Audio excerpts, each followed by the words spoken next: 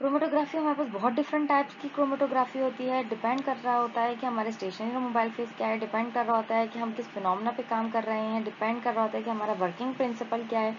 तो on all these different basis हमारे पास different kind of chromatography arise होती है। क्रोमेटोग्राफी हो, इस बात का ध्यान रखना होता है कि जो हमारी क्रोमेटोग्राफी होगी उसमें हमारे पास मोबाइल फेज जो है वो लिक्विड या गैस के अलावा कोई तीसरा नहीं हो सकता, और स्टेशनरी फेज लिक्विड और गैस के अलावा, लिक्विड और सॉलिड के अलावा कोई तीसरी नहीं हो सकती। मोबाइल फेज को हमेशा पहले नंबर पे नाम किया जाता है और स्टेशनरी फेज को उसके बाद एड्रेस किया। चार्ट को जरा गौर से देखें तो हमें समझ आएगी कि मोबाइल फेज अगर लिक्विड है और स्टेशनरी फेज सॉलिड है, लिक्विड है, तो हम हमारे पास जो क्रोमेटोग्राफी कहलाती है वो LLC कहलाती है। L for liquid mobile phase का, दूसरा L is for stationary phase liquid, और फिर C is the chromatography representation ना। लिक्विड अगर हमारे पास मोबाइल फेज लिक्विड हो और स्टेशनरी फेज सॉलिड हो तो फिर हम LSC कहते हैं। L for liquid, S for solid and C for chromatography. क्यों? क्योंकि इसमें मोबाइल फेज हमारे पास लिक्विड था। अगर हमारे पास मोबाइल फेज गैस हो और स्टेशनरी फेज लिक्विड हो तो हम इसको GLC कहते हैं कि पहले नंबर पे मोबाइल फेज का नाम यूज किया जाता है, दूसरे नंबर पे स्टेशनरी फेज का, और फिर C फॉर क्रोमेटोग्राफी। इसी तरह अगर हमारे पास गैस फेज में मोबाइल फेज हो और हमारे पास स्टेशनरी फेज जो है वो सॉलिड हो तो हम इसको GSC कहते हैं, मतलब गैस सॉलिड क्रोमेटोग्राफी। ये हमारे पास मोबाइल फेज, हमेशा ये बात याद रखिएगा कि मोबाइल फेज नेम फर्स्ट, सबसे पहले मोबाइल फेज का नाम यूज किया जाता है, उसके बाद स्टेशनरी फेज का, और फिर सी तो फिर हमारे पास क्रोमेटोग्राफी ही की रिप्रेजेंटेशन है तो वो मसला नहीं होता, लेकिन हमेशा मोबाइल फेज का नाम पहले यूज किया जाता है। पेपर क्रोमेटोग्राफी की बात करें तो जो पेपर क्रोमेटोग्राफी है उसमें हमारे पास सॉलिड, हमारे पास स्टेशनरी, उसका जो पेपर होता है वो स्टेशनरी फेज नहीं होता, बल्कि उसके ऊपर जो हमारे पास वाटर एड्जॉर्ब होता है सिलिका के ऊपर, सेलुलोज के ऊपर, वो हमारे पास एज ए स्टेशनरी फेज सर्व कर रहा होता है और वो हमारे स्टेशनरी फेज कहलाता है। लिक्विड स्टेशनरी फेज पे हमारे पास सॉलिड सपोर्ट मौजूद होती है जो कि सिलिकॉन या एल्युमिनियम की शक्ल में होती है। इस तरह जो हमारा वाटर मॉलिक्यूल होते हैं जो सेल्यूलोज के ऊपर एड्जॉर्ब्ड होते हैं, मौजूद होते हैं, वो हमारे स्टेशनरी फेज के तौर पर एक्ट कर रहे होते हैं। पेपर हमारा स्टेशनरी फेज नहीं होता। एड्जॉर्प्शन क्रोमेटोग्राफी, जैसे कि नाम से ही पता चल रहा है कि इसके अंदर हम कोई एड्जॉर्प्शन का फिनोमेना इस्तेमाल कर रहे हैं, इसमें कुछ एड्जॉर्ब होगा।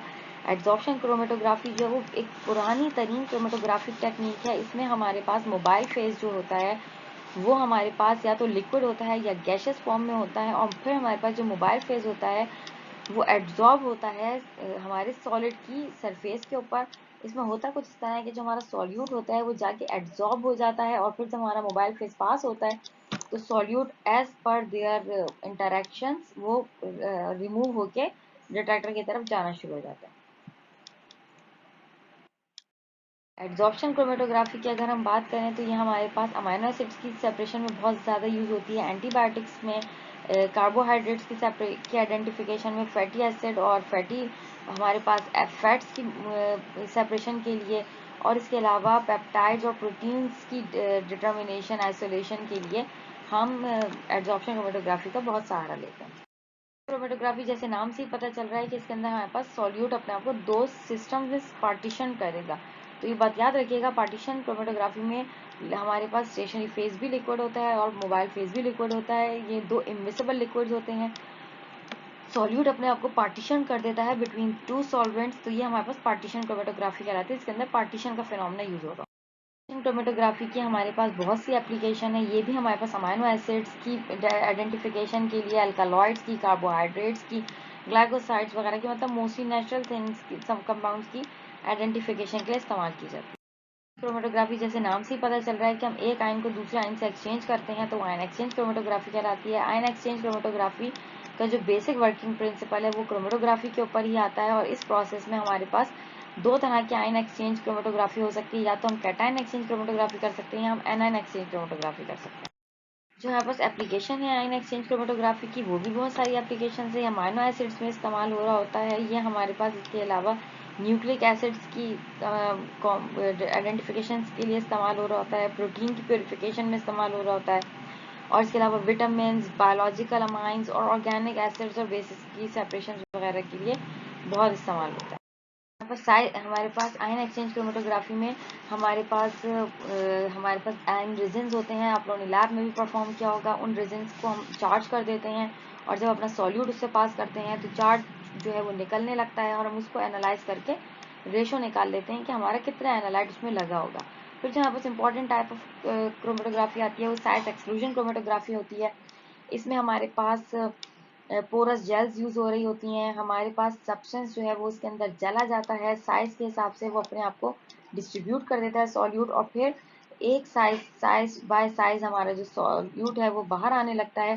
तो इसलिए हम इसे साइज एक्सक्लूजन क्रोमेटोग्राफी कहते हैं। इसके अंदर हम पोरस जेल्स का इस्तेमाल करते हैं। फोटोग्राफी जैसे कि नाम से पता चल रहा है कि ये किसी खास की तरफ एफिनिटी रखती होगी, ये किसी हम किसी एक सब्सटेंस के ऊपर मतलब कुछ एफिनिटी के बेसिस पे काम कर रहे होते हैं, तभी एफिनिटी क्रोमेटोग्राफी होती है।